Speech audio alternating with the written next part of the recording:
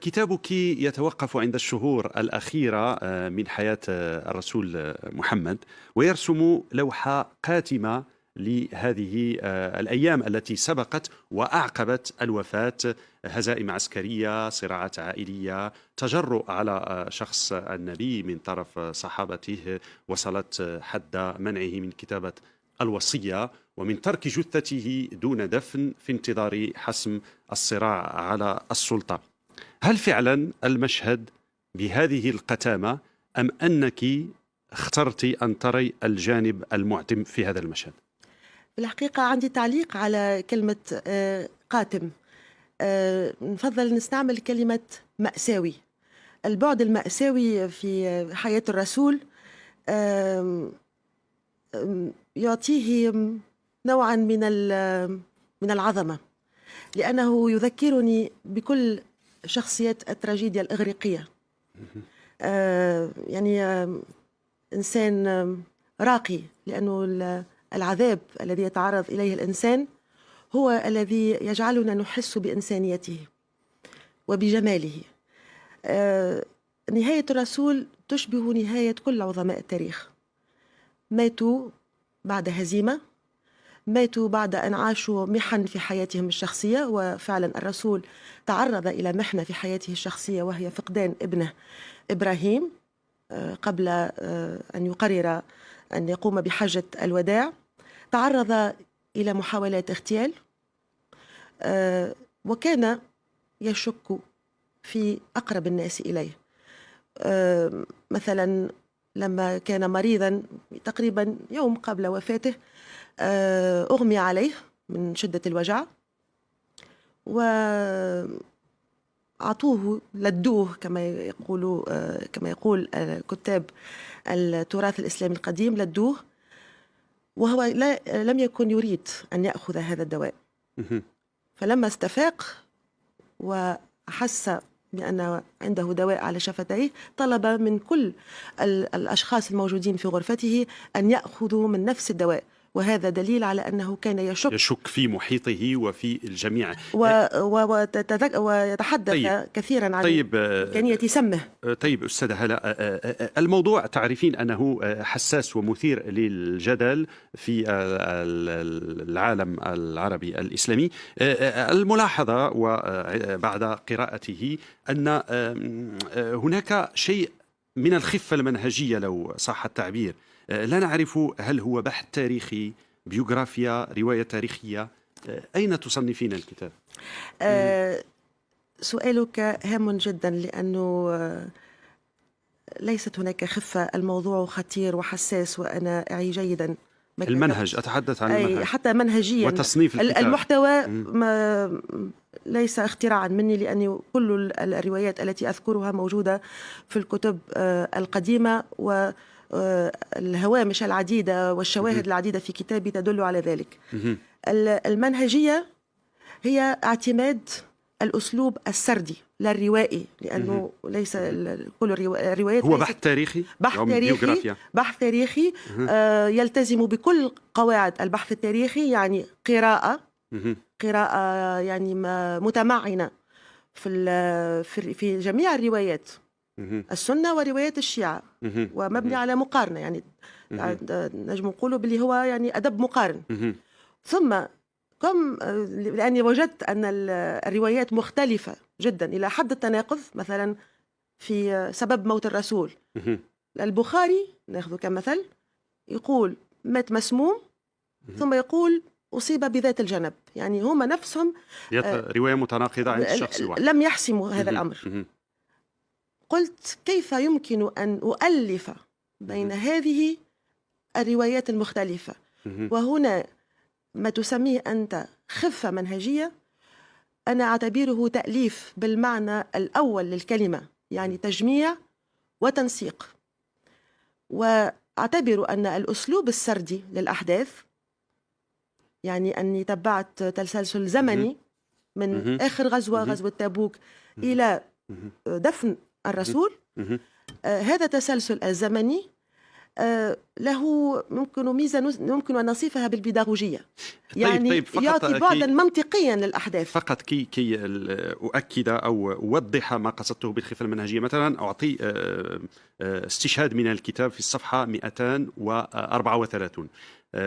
نندهش عندما نرى عمر بن الخطاب أكثر إسلاما من النبي، فريسة للشك في بعض الأحيان، نزوعه المزاجي إلى الشك يدفعه أحيانا إلى التشكيك في صدقية النبي أو رفض بعض الآيات القرآنية، أو على العكس التأكيد على وجود بعض الآيات التي لا يتذكرها أحد غيره. مع الوهن الذي ظهر على النبي بسبب المرض، بدأ عمر يظهر نزعته السلطوية بشكل استعراضي بلغ حد الوقاحة. هذا في الصفحة.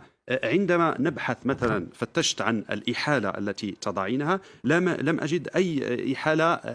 المقولة لم تستقيها من أي مصدر، أو لا تضعين مصدرها، بل تأتي على لسانك، والإحالة الوحيدة أنك تشبهينه بالقديس بطرس الذي كان ميالا إلى الشك. لأني لا أريد التكرار. الاستنتاج الذي قرأته أنت وقفت عند ويل للمصلين. الاستنتاج يعني هو تعليق على الأحداث، كان بعد جزء من الكتاب تعرضت فيه إلى رزية الخميس، حين منع عمر بن الخطاب الرسول من كتابة الوصية وقال إنه يهجر. ورجعت إلى التاريخ، صلح الحديبية، عندما رفض كفار قريش أن يكتبوا في الصلح، وهذا أذكره، يعني لا أريد التكرار، لأني منهجيا أعتمد أسلوبا صارما مع نفسي. لما منع كفار قريش محمد من كتابة رسول الله، قال محمد: إذن سأكتب محمد ابن عبد الله، لأنهم لا يعترفون به كنبي. عندها عمر بن الخطاب، وهذا مذكور، وهناك مصادر موثقة تقول أن عمر بن الخطاب يومها قال: كنت أن أشك في إسلامي وفي نبوة محمد. يعني أنت الفقرة التي قرأتها جاءت بعد أن ذكرت كل المصادر، ثم عندما يتحول الأمر إلى تخيل، نوع من التخيل في نهاية المطاف، لأن حتى في نهاية الكتاب الذي تعيديننا بجزئه الثاني، يعني هناك مشهد شبه مسرحي يضع يده على السيف إلى آخره. هل هذا المنهجية التي اعتمدتها تخول لك مثلا استنتاجات في نفس الوقت تتعلق براهن الإسلام، عندما تقولين إن الإسلام يتجه بخطوات ثابتة نحو الخروج من التاريخ؟ هذا لأنه هناك بعد في الرسالة المحمدية نسي مع الزمن، وهو أنه لما جاءت الدعوة المحمدية كانت ليبشر بقرب الساعة. هناك آيات قرآنية، أحاديث عديدة تشبهين لحظة وفاة الرسول باللحظة الراهنة، أنه كان سيخرج من التاريخ، وأنقذه الصحابة، عمر بن الخطاب خصوصا وأبو بكر، بالمشروع السياسي التي تقولين إنهم قادوه لنشر الإسلام، وتقولي إننا نعيش لحظة مماثلة الآن، وأنه على وشك الخروج من التاريخ. طبعا، لأنه كلنا حسينا لما وقعت الأزمة الكبيرة في الإسلام، أزمة عالمية، تساءلنا كلنا عن معنى الإسلام، لأنه هناك عنف كبير، وكلنا نقول ليس هذا الإسلام. يعني أحسسنا بالضياع، أنا شخصيا حسيت بالضياع.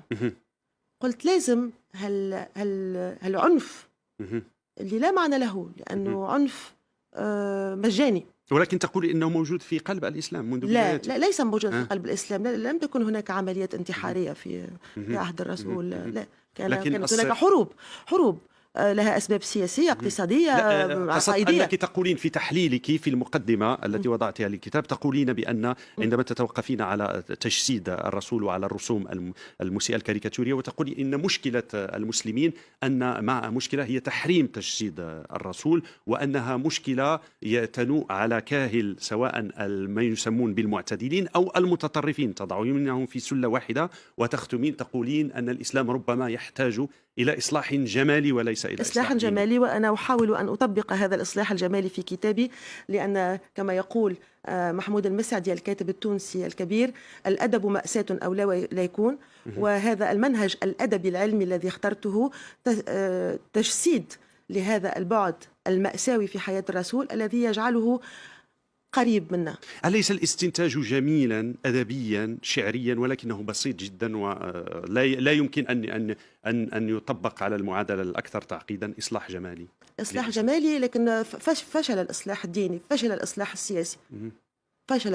يعني المشكلة كل في المحاولات يعني لو قبل الإصلاح المسلمون رسم الرسول ستحل مشاكل الإسلام؟ لا. هو أنه أعطى صورة إنسانية للرسول، وطبعا صورة إنسانية للإسلام، لأنه فما نوع من القسوة، من الشراسة، من العنف، اللي يعني حسوا المسلمين أنهم ضايعين بعده. لماذا أقول أن موت الرسول أو الأيام الأخيرة من حياته تشبه واقعنا الحالي؟ لأن المسلمين عندما مات الرسول أحسوا بالضياع، نفس الضياع الذي يحس به المسلمون في هذه اللحظة. مع اللحظة. الأسف ذهب الوقت، كتابك يحتاج إلى وقت أطول، وربما ستتاح لنا فرصة لاحقة للحديث بشكل مطول عن الكتاب المشوق في الحقيقة والذي يثير وسيثير بلا شك جدل. شكرا لك هالة وردي على حضورك معنا.